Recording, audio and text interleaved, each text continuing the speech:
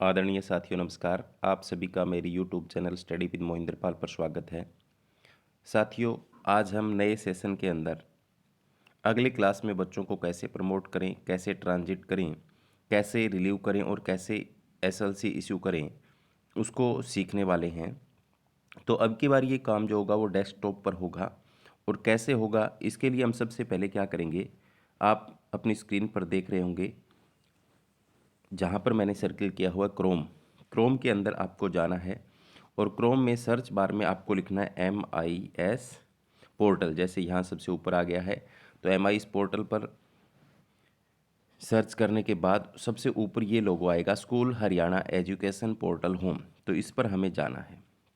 इस पर जाने के बाद आप देख सकते हो यहाँ इस तरह का स्कूल्स एंड एम्प्लॉय लॉगिन वाला लोगो आपको दिखाई देगा। इस पर आप क्लिक करेंगे। क्लिक करने के बाद क्या होता है, यहाँ आगे यूज़र नेम और पासवर्ड आपसे मांगेगा। तो ऊपर आपको स्कूल के और नीचे उसके पासवर्ड भरने हैं, स्कूल की आईडी भरनी है। तो जैसे यहाँ पर मेरे स्कूल की जो आईडी है मैंने सेलेक्ट कर ली है। तो स्कूल की आईडी सेलेक्ट करने के बाद आपको नीचे पासवर्ड भरने हैं। जैसे मैंने यहाँ पर पासवर्ड भी भर दिए हैं। अब मैं क्या करूँगा, इस लॉगिन पर क्लिक करूँगा। लॉगिन पर क्लिक करने के बाद आपके स्कूल की आईडी आपके सामने खुल करके आ जाएगी।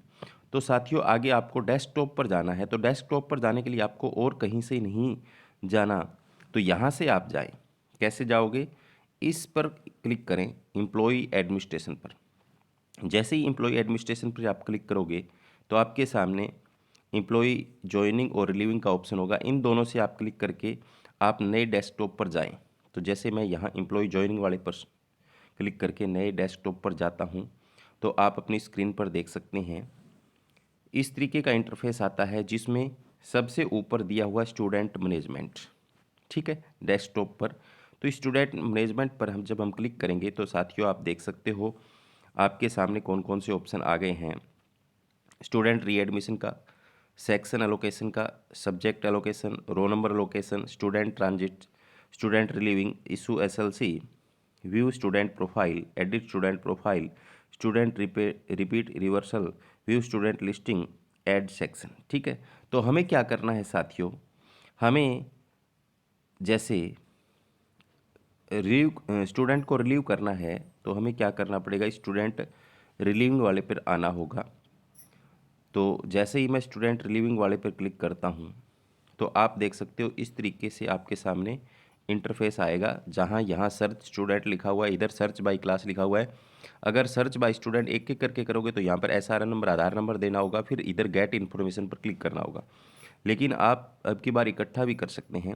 जैसे सर्च बाय क्लास पे मैंने यहाँ पर क्लिक कर लिया तो यहाँ 3 बॉक्सेस मेरे सामने खुल करके आ गए हैं, select academic year, select class और गेट इन्फॉर्मेशन।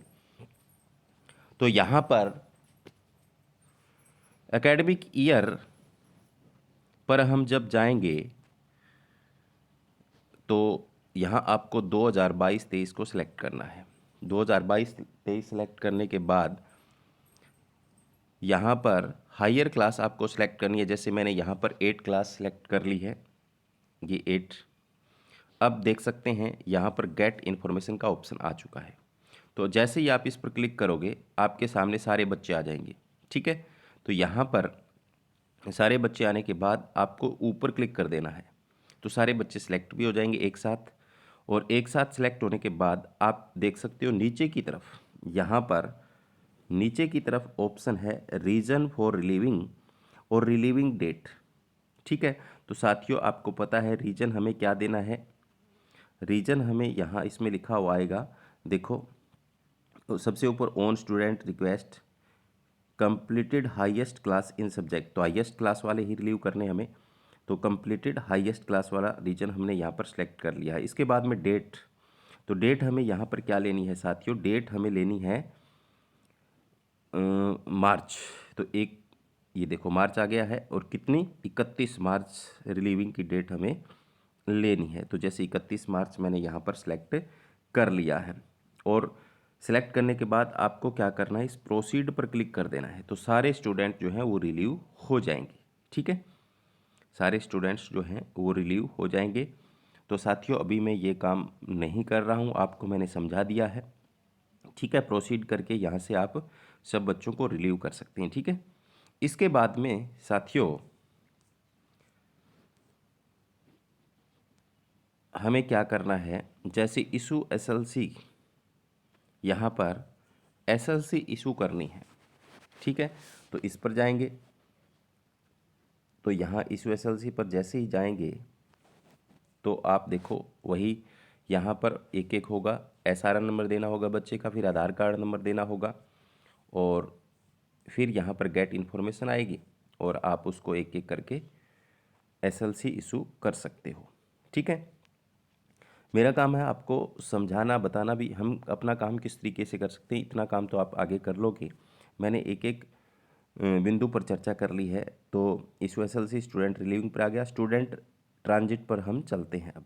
ठीक है, अब देखो यहाँ पर जब जाते हैं तो स्टूडेंट ट्रांजिट पर सेलेक्ट क्लास लिखा हुआ आ रहा है। ठीक है, तो यहाँ जैसे 6th क्लास सेलेक्ट कर लिया है और प्रोसीड आपको कर देना है, तो नेक्स्ट क्लास में चले जाएंगे। ठीक है, जैसे ही आप यहाँ पर जैसे 7th कर लिया सेलेक्ट, तो उसको हम अगर प्रोसीड करेंगे तो वो नेक्स्ट क्लास में चले जाएंगे। ठीक है, तो अब ये एक काम था।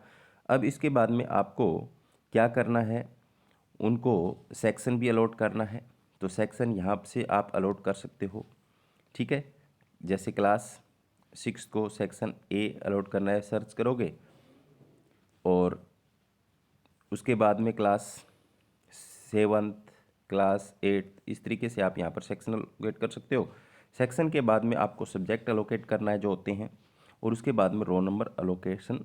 ठीक है, तो ये जो है महत्वपूर्ण बिंदु जो मैंने आपको समझा दिए हैं, कैसे हम नेक्स्ट क्लास में बच्चों को कर सकते हैं। तो जैसे यहाँ पर मैं एसएलसी इशू वाला एक करके भी दिखाना चाहूँ तो दिखा सकता हूँ, लेकिन साथियों ऐसा काम आप खुद कर लोगे, क्योंकि आपको यहाँ तक जाने में दिक्कत थी, बाकी आगे आप काम ये संभाल सकते हो, खुद कर सकते हो। आप सभी साथी अनुभवी हैं, तो उम्मीद करता हूँ कि जो मैंने इन्फॉर्मेशन आपको दी है वो आपको समझ में आई होगी। धन्यवाद।